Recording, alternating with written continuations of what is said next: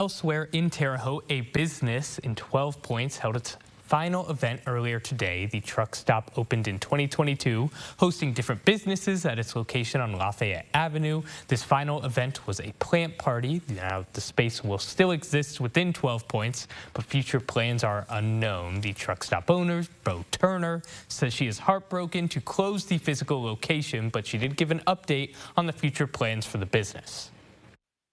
We're still going to keep the business open, but we're going to move it more towards a service-based business where we help business owners and event planners find food trucks for their events. So if you have a wedding, a festival, market, or you have a business where you want reoccurring food trucks to come for lunch or dinner, let me know. I'm happy to help coordinate and match you up with a food truck. Turner also noted that the business will still be active on social media, and they've already begun partnering with others for other events.